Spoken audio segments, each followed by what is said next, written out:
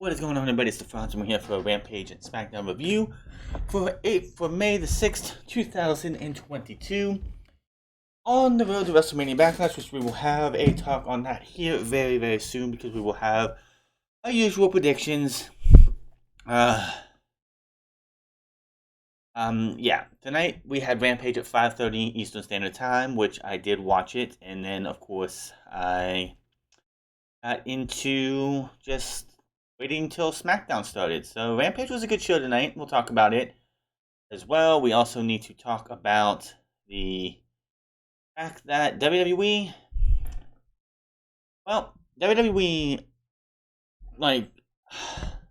as we know, for weeks upon weeks upon weeks, WWE advertised and told us, we are getting a title unification match for the tag team titles. Roman Reigns came on television the Friday after SmackDown, the Friday after WrestleMania, and said, I want the tag team titles for Raw. I want my cousins to have 2 titles because I have 2 titles. We get to last week, and it all changes. It's a 6-man tag match, and no titles are on the line. Why? Because it was the plan all along. WWE had no plans to ever unify the WWE SmackDown and Raw tag team titles. So, for weeks, they told us, they bait and switched us. They said, we are going to have a singular tag team champion, which I think would be smart for the WWE. But what do? They decide to hang us with that. Holy shit, what a terrible decision.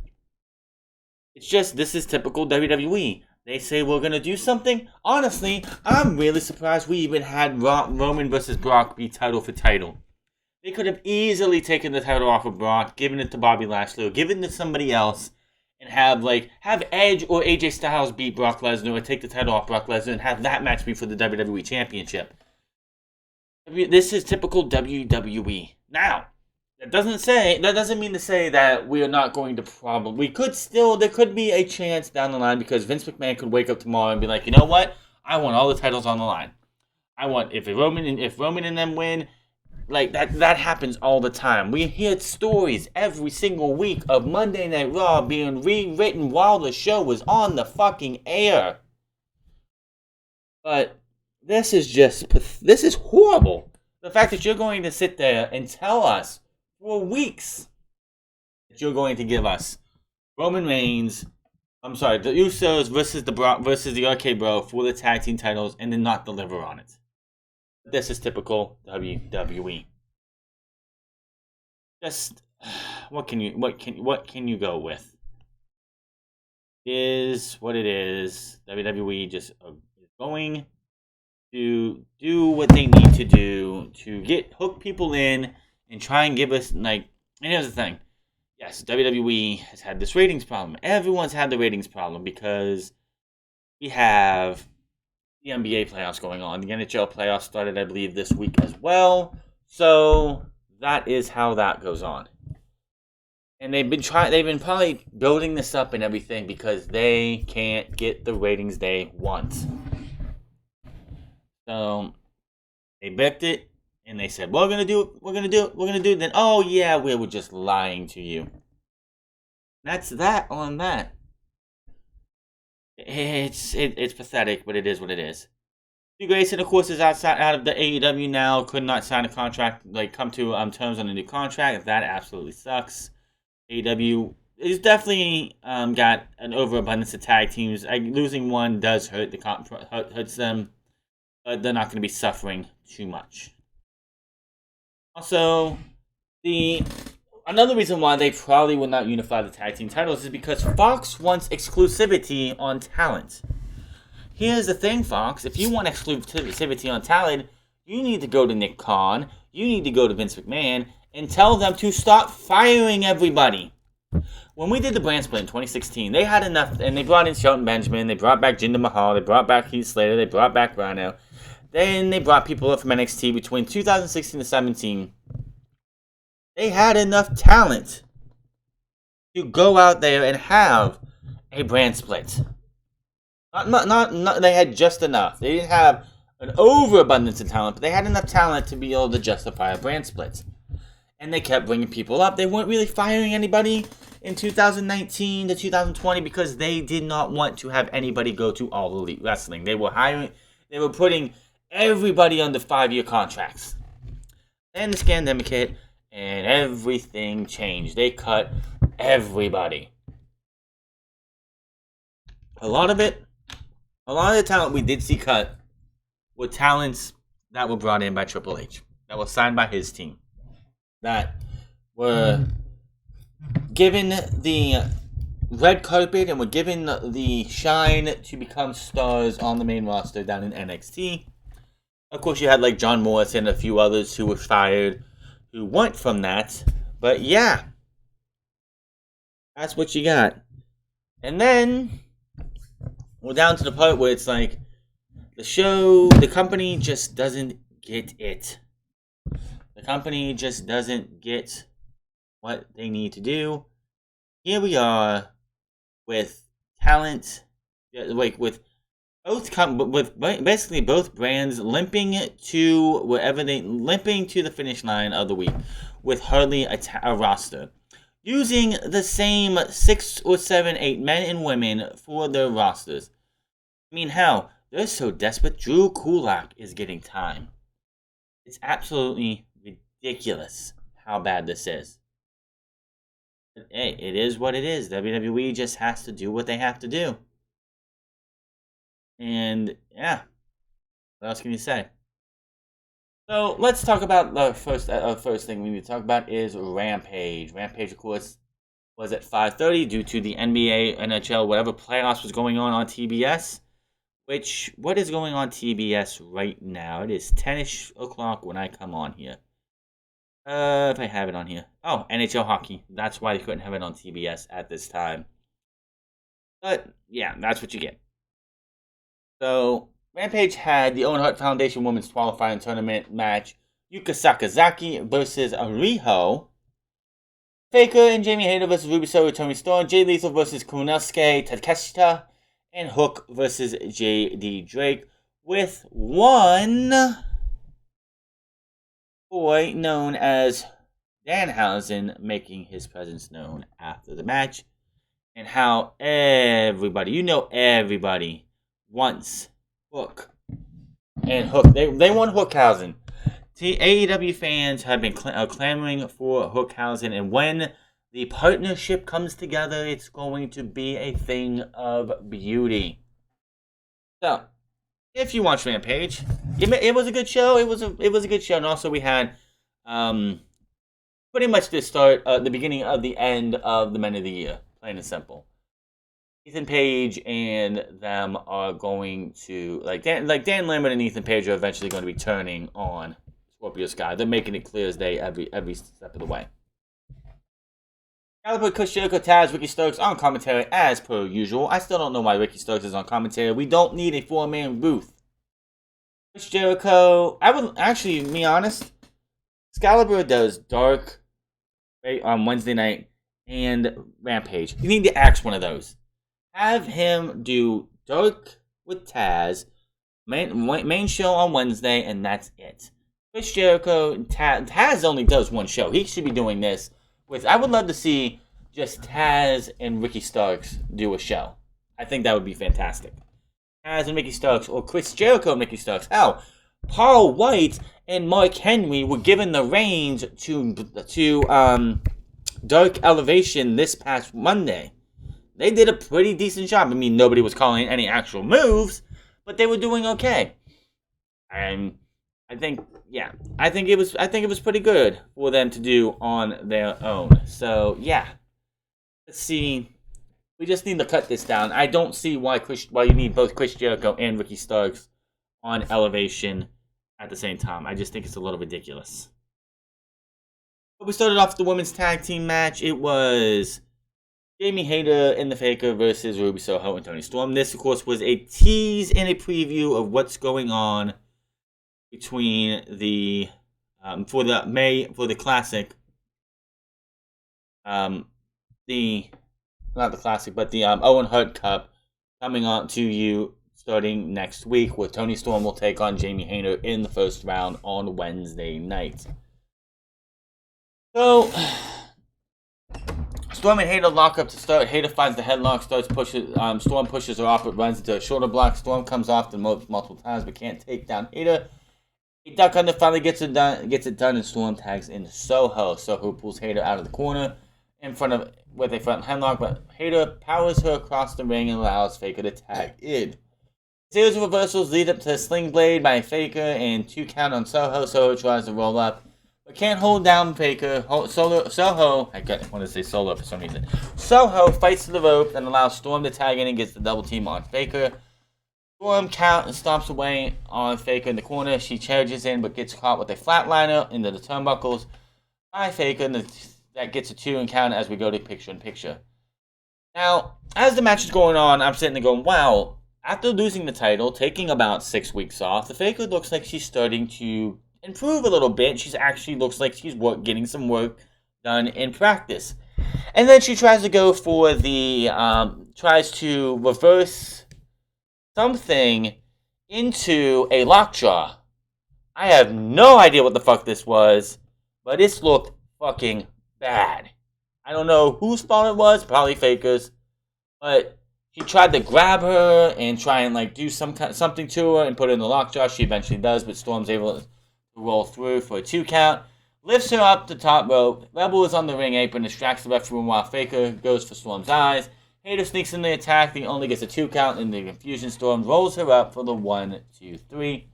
And the only thing I can think of is can we please stop doing these roll-ups? Please. I am sick and tired of roll-ups.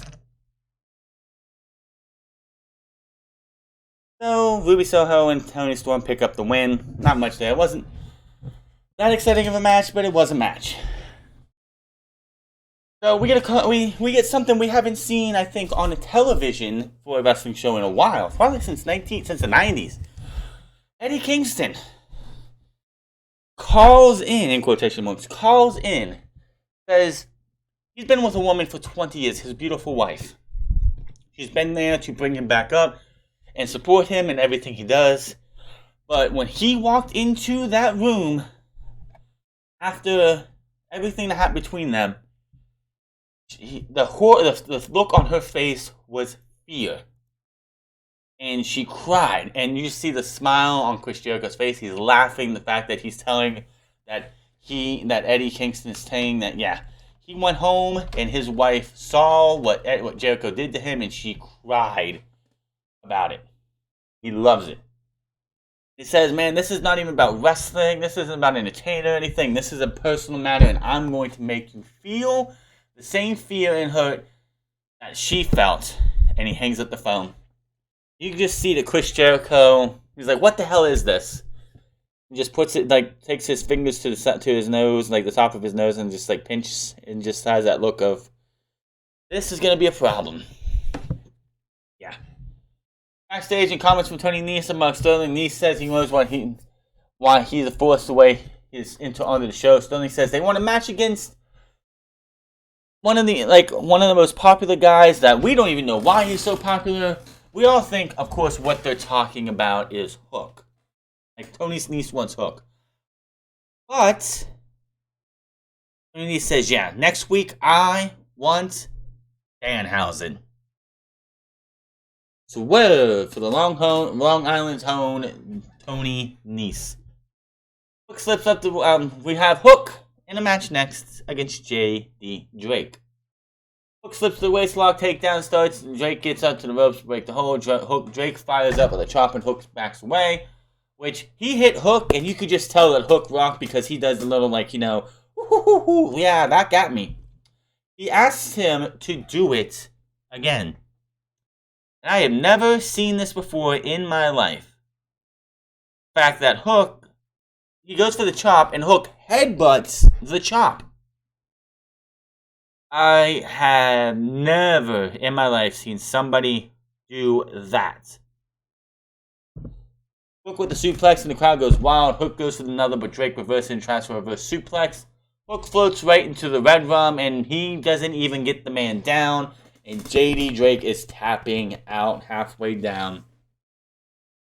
So, Hook wins. Danhausen shows up. He acknowledges the challenge from Tony Nese and has a proposal for Hook. He wants Hook to be in his corner for the match. He probes Hook with an answer, but Hook doesn't want to be rushed and shoves down Danhausen. Danhausen passes a bag of chips with him with a bow on it and it slinks away. Hook picks up the bag of chips, looks at it for a second, and then tosses it down and walks away. And the slow burn to Hookhausen is happening very, very slowly. And the crowd is loving it. The crowd is loving every single second of this. They did not announce that match is final for next week. We did not see, like, when they announced matches for next week's Rampage, which they announced, I think, 1 or 2, they did not announce that match, so it hasn't been made official yet. Backstage Lectionnaires with FTR. Cash Wheeler predicts Dax Harwood will win the Owen Hart Foundation. Harwood says he'd be damned if he lets Adam Cole beat him and possibly win the tournament. You gotta go back and listen to this Dax Harwood promo, because this dude, you could just tell, this is all he wants. He wants to win this tournament, make the Hart family proud, and everything else. And I can't wait to see what happens with Adam Cole and him next week. So, Owen Hart Foundation Women's Qualifier. This is the final qualifier. Yuka Sakazaki versus Riho. Now, Riho, I noticed when she was walking out, she had a little bit different coloration underneath of her gear. She is decked out in all black, which looked really good on her, I will say. I was hoping this would have meant we would get a more vicious, more serious side of Riho. Maybe we will sometime. Maybe if she continues to wear the black, it will be signaling her being a little bit more a different attitude of Riho. I'm not saying be a heel or anything, but have a little bit more serious to her. But this was a good match. We don't get enough to see Yuka Sakazaki. Now,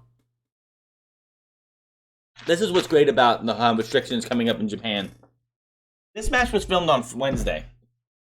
The Tokyo Joshi Pro Wrestling promotion put a video out of Yuka Sakazaki and her tag team partner defending their tag team titles. I think they were defending their tag team titles in a match for Tokyo Joshi Pro Wrestling that either happened Sunday, Monday, or Tuesday.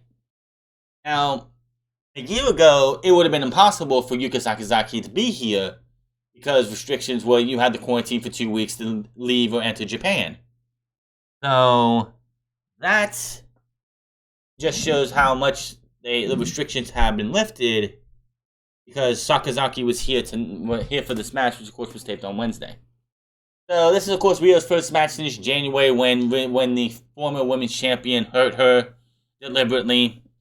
I don't care what anyone says. The fucking faker is not a safe worker. But she is back. She looks like she's like everyone loves her.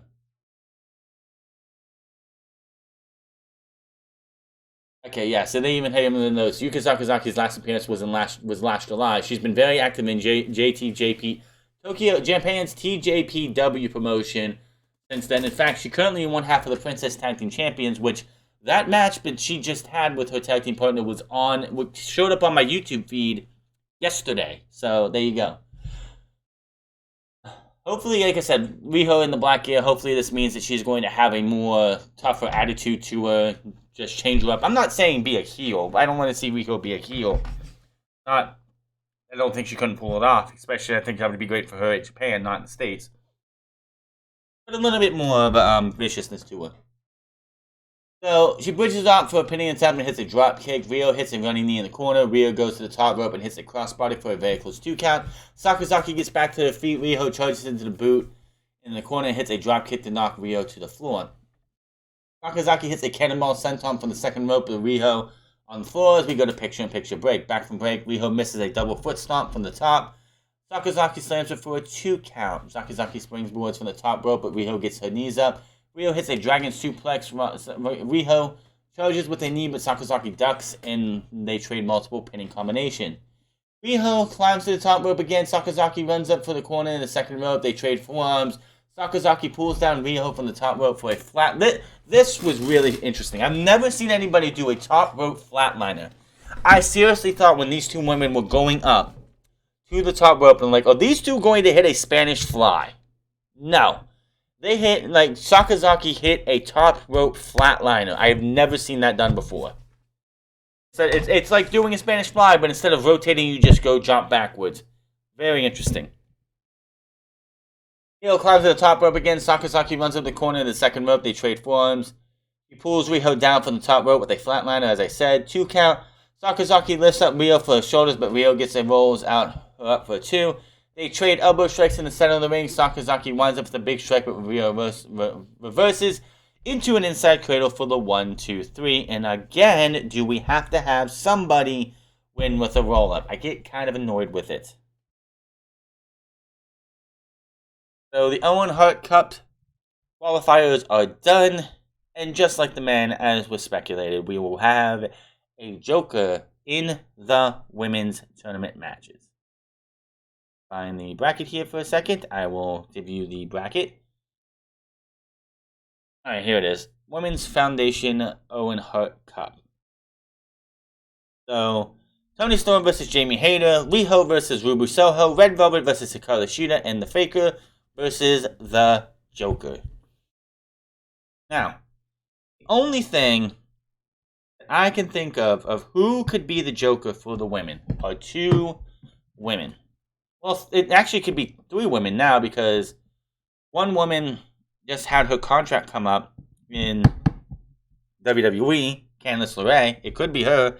She contracted up, no extra time added, so she could show up on Wednesday night if they wanted to use her. Could you imagine the Jokers for the men and the women being Johnny Gargano and Candice LeRae? Could you imagine the husband and wife making their AEW debuts? Because neither one of the Joker matches are next week. At least not on Thursday. And if you're gonna have a Joker match, it's gonna be on Wednesday night. They're not gonna, unless there's a live Rampage. You're not gonna have a debut on Rampage. It's just not gonna happen. So could you imagine in 2 weeks' time? I imagine the Joker matches are gonna be in 2 weeks for both the men and the women. That was where I would put them. And you had Johnny Gargano and Candice LeRae make their debuts for All Elite Wrestling on the same show. The only other 2 women it could possibly be, in my opinion, is Athena or Taya Valkyrie. That is it. Those 3 women right there. But thinking about it, it's like, that would be an epic moment for AEW. That on the night that you have the men's Joker and the women's Joker both make their debuts, it's the husband and wife duo of Johnny and Candice wrestling. I think that would be epic. But we'll have to sit there and speculate for at least another week, because neither one of their matches are going to be happening next week. Now, of course, like I said, we already knew the men's match is happening on Wednesday night. For the women, it's going to be Toni Storm versus Jamie Hayter, which has been teased for a good while. So, back to the ring, we had Dan Lambert, TNT champion, Scorpio Sky, and Ethan Page. Lambert tears down Baltimore. Lambert says he'd rather bring home crowds from a downtown streetwalker. Page says the mixed tag team match they agreed to is off because he doesn't want his daughter to see Sammy and Tay Conti's sucking face on TV anymore. Who really wants to see that? Frankie Kazarian enters the ring. He says he doesn't care about anyone. He even compares Ethan Page to Sammy Guevara, because they're both loudmouths. They both have a vlog. The only thing he's missing is a dumb blonde bimbo, or an annoying blonde bimbo, or whatever he said. He says she hangs out with Dan Lambert, so that's close enough. But he says he doesn't care about any of that other than Sky, because he's always been Sky's biggest fan, his biggest supporter, but now he's his biggest threat. And he says he wants that shot that you promised me for the TNT Championship. Ethan Page stops before he can say anything. Like, good thing you says it's a good thing you are ready for a funeral, because SCU is dead. Sky says, wait a minute, before we get any further with this, he wants to be a fighting champion. He wants to bring prestige back to this championship. And it's not going to... And the days of it being passed around like Ty Conti are over with. And Dan, that includes you wearing that championship. That title needs to go back to American Top Team, where it was supposed to be in the first place.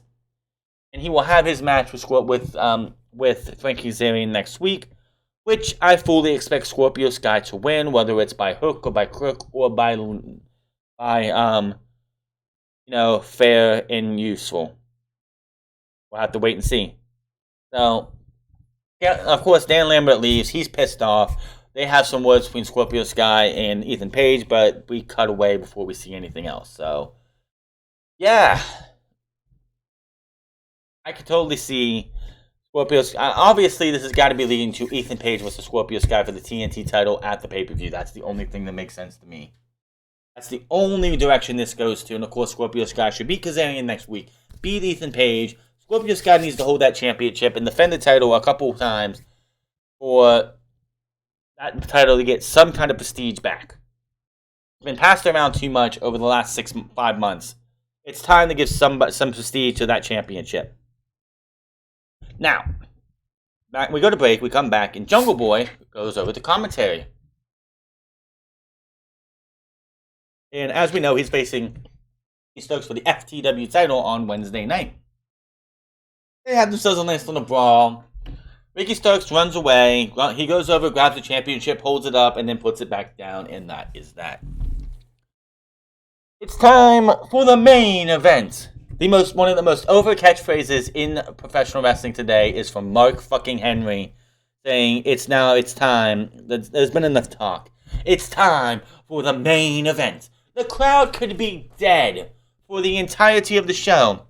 But every single time, I don't know if this is piped in or not, every single time we get that, it's now time for the main event. And the crowd says it along too. So, great. This is Takeshita's first television title, televised match since, on TV. He's been on Dark a couple times, Dark Elevation. He was at the House Always Wins last year when they had that almost, what is it? Not 10, 11 months ago when they had that one house show, which all the time, eventually one day, I guess because they did show us video footage of it, that's going to be showing up. Maybe when they do a streaming service or something, we'll be able to see that. So, waistlock takedown by Takeshita to start the match. Lethal backs away to the group. Lethal tries for an armbar, but Takeshita reverses and takes him down with a headlock. Lethal escapes and hits the chops, followed by a low drop kick. Lethal showboats, but then gives Takeshita a chance to get up, and he meets Lethal with a chop, and he says drop kicks. Now Takeshita showboats a little. Lethal answers with a strikes and whips him into the ropes. Leads to a flying shoulder tackle, but Takeshita sends Lethal to the floor. Takeshita follows with a dive over the top rope.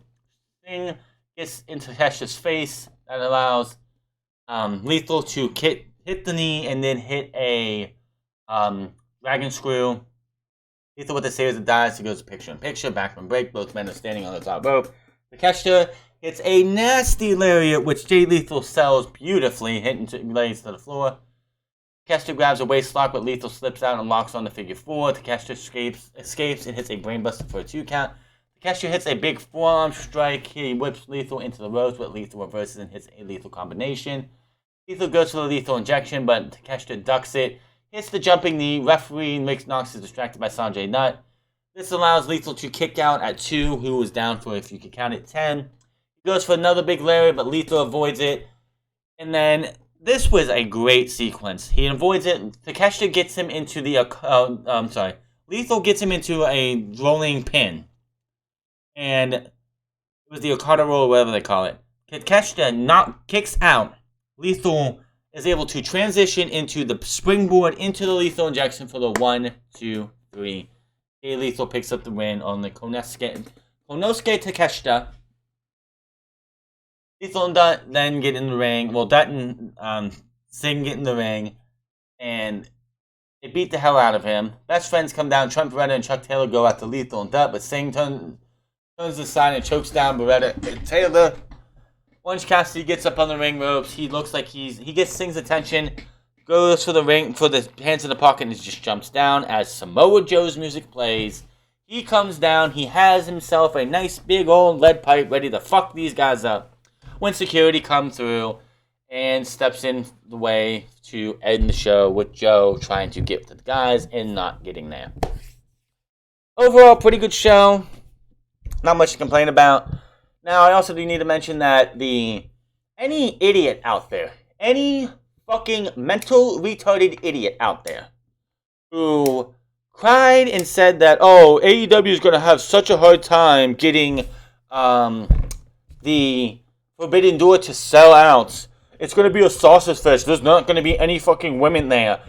Fuck you, assholes. Fuck every single one of you. It ain't a sausage fest. You do realize, have you not seen the crowds in AEW television? There's women all over the place. It's not just men sitting there. There's women all over the place. You need to shut your mouth, take your L. Oh, I threw a party. I thought this was great. It's the Second City Sausage Fest. Go fuck yourself, you stupid-ass motherfucker. You are a stupid piece of shit who should not be getting paid to give your shitty-ass wrestling takes. Take your L. Say, hey, I was wrong. I was definitely wrong. I should be saying I'm sorry because I'm a stupid retard who doesn't know what the fuck he's talking about. Go get fucked.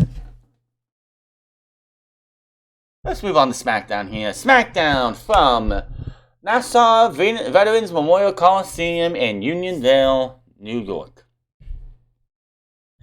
Because somebody needs to go to the Nassau Coliseum and nobody else is going there. This is the WrestleMania Backlash Go Home Show edition. Who really cares? We see the Beat the Clock I Quit matches from last week, and Showbot did not even get a chance to do anything last week because Ronda buried Shotzi so fast that Aaliyah didn't need to do anything. She really didn't need to do anything. So we have this match going on. Like she comes out, Aaliyah doesn't get an entrance. She's on the chopping block soon, I'm pretty sure. And yeah. Showbot's not happy. She got outplayed by one Ronda Rousey last week, so she's going to pretend, and this made Aaliyah look so stupid. And Pat McAfee called her out on it. It's like, she's like, Showbot's like, I'm gonna pretend you're Ronda. Come here, Ronda. Come here, Ronda. And Aaliyah, for whatever reason, decides, I'm going to come forward, even though Pat McAfee even says, that's not even your name, so why would you listen to her? She does, and gets her out beat out of her.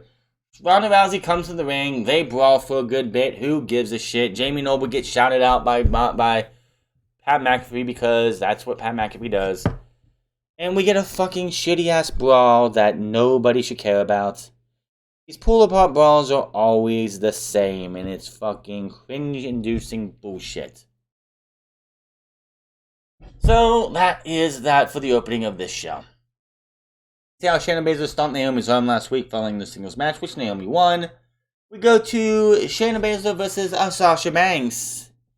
Because I thought they were going to have their tag team title match on Sunday. No.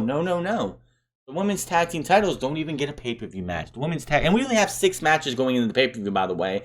And Bianca Belair, the last I checked, is not defending her Raw Women's Championship. So we have 6 matches at WrestleMania Backlash. Oh, that's just a great show to go for. And no. So, yeah, Sasha Banks versus Shayna Baszler. We see Naomi's got her arm completely wrapped up. They say it's a cast. It's clearly just wrapping. Cole says it was a minor sprain due to last week. They stop and pose on the apron and power goes off. We come back in. Here's Shayna. You have yourself a match here. It goes longer. This was a pretty good match. I mean, Shayna Baszler, when you let it be Shayna Baszler, is really good, and Sasha Banks is Sasha Banks. What can you say? Towards the end of the match, on the outside, Banks brings it back into the ring and hits a meteor while Baszler is down. Baszler kicks out at 2. Baszler fights back with strikes. Banks fights back from the apron. Baszler counters an attack, but Banks nails a bulldog. Talia's on the apron again, but Banks takes her out for a pop. Banks comes back in, but Baszler rocks her for a 2 count. Banks with a backslide for a 2. Baszler rolls Banks up, but Natalya pulls her feet, and the referee can't see them because of where they're at. And that was it. Sasha Banks loses to Shayna Baszler. And then after that, they get the hell beat out of them. And Shayna Baszler, or Natalya and Shayna Baszler, try to get the upper hand. But the challengers retreat eventually. Naomi and Sasha Banks stand tall as the fans cheer them on. Who do you think's winning that match? It's definitely not going to be the challengers.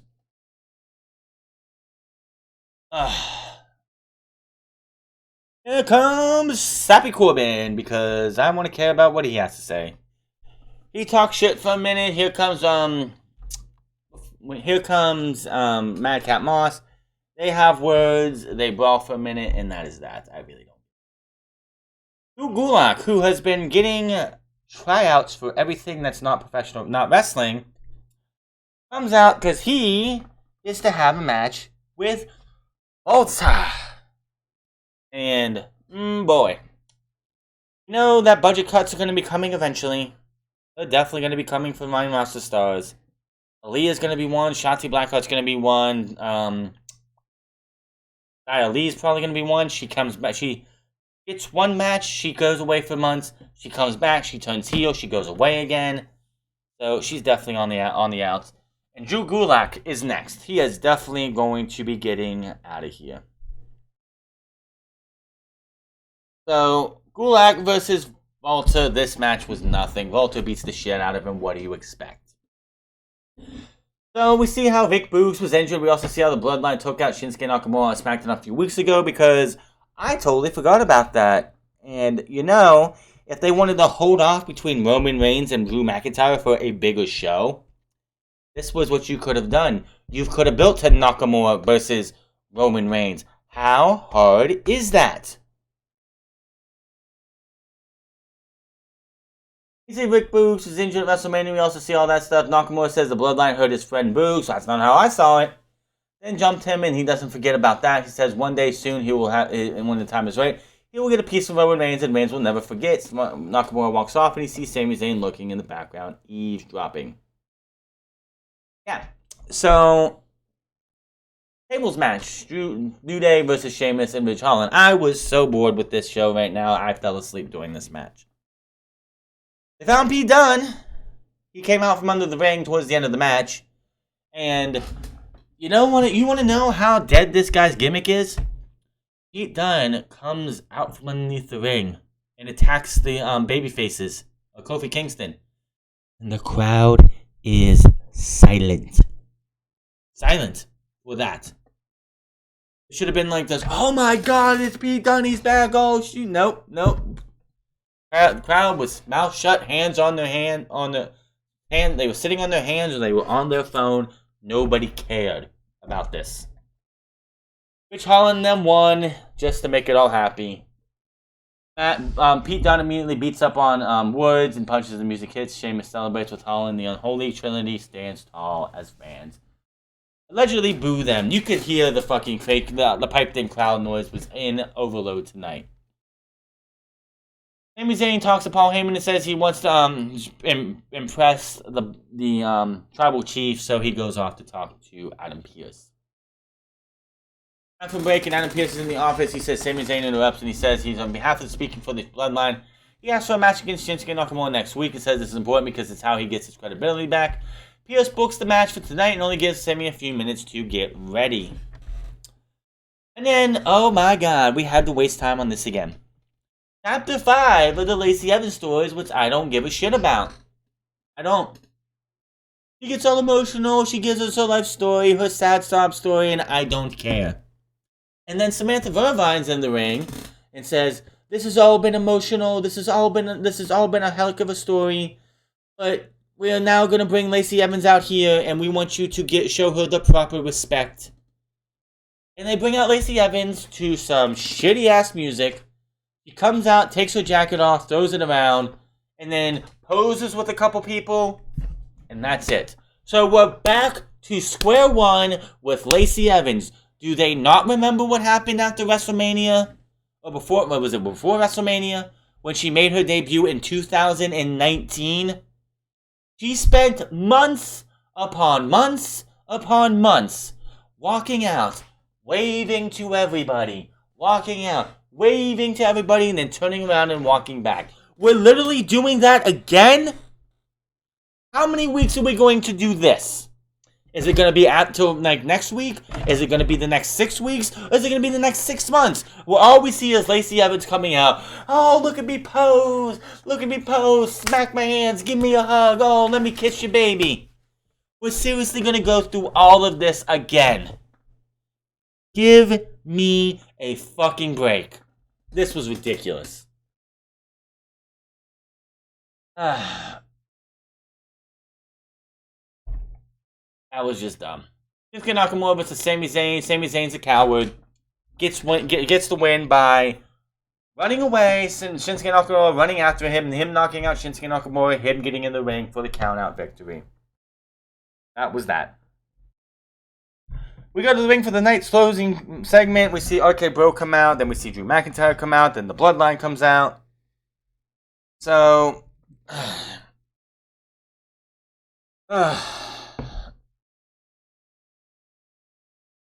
I don't even care. The Bloodline stops on the stage, stares him down. Raymond takes all the gold as Reigns and the Usos march to the ringside. The two sides stare each other down. Fans boo. The fans cheer. Bloodline enters the ring and the tension picks back up. A big brawl suddenly breaks out into a pop. Riddle gets sent to the floor by Jimmy Uso. Orton is sent to the floor. Reigns hits Drew with a Superman punch to bring him to one knee. The Usos hold Drew for one now while Reigns unloads his right hands. Reigns plays to the crowd and boos and cheers. Riddle runs in and hits Jay with the RKO. Orton rushes in and hits Jimmy with the RKO. Reigns goes for Orton, but Drew drops him with the Claymore. The Bloodline retreats to the floor as music hits. The babyfaces staying tall in the middle of the ring. The two teams yell at each other and stare each other down. And that's how the show went off in the air. Waste of everyone's fucking time. Let's talk about WrestleMania Backlash. We only have 6 matches unless this... I'm on the Wikipedia page for this. Unless something's hadn't been added. Nope, we got 6 matches. Bobby Lashley versus Omos. Omos is going to win this time because he has MVP, and that's going to make the difference. Madcap Moss over Happy Corbin. AJ Styles over Edge. No. I say Edge over AJ Styles because this is going to be... They banned Damian Priest. But they didn't say that that somebody else could not join Judgment Day and help Edge. So I fully expect to see a new recruit. Could that be it? Could that be Tommaso Ciampa? Could that be Rhea Ripley? I don't know. We'll have to wait and see. Bloodline over the Drew McIntyre and RK Bro. I really don't see a reason for if you want the Bloodline to lose, it's going to be Jimmy or Jay losing this match. But I'd say it's going to be the Bloodline winning. Cody over Seth freaking Rollins because they've got to keep building Cody up for a possible to be fed to Roman Reigns. Let's not get it twisted. Roman Reigns is going to eat Cody Rhodes alive when it happens. Charlotte versus Ronda Rousey. I do not give a shit. Who cares about Charlotte versus Ronda Rousey? But obviously Ronda Rousey is probably going to win. If she doesn't win this time, what's going to be the fucking point of this comeback? She's got to win the SmackDown Women's Championship, right? That's all I can think of. That is your SmackDown, Rampage, and Backlash. That's your SmackDown, Rampage reviews and your Backlash predictions. Hit that subscribe button, comment down below, like or dislike this video. Find me on Minds of the France Club. Find me on twitch.tv/The France Club. And find me on Instagram at The France Club. And I'll see you guys on Sunday for Backlash. Until then, my name is The France, and I'll see you guys later.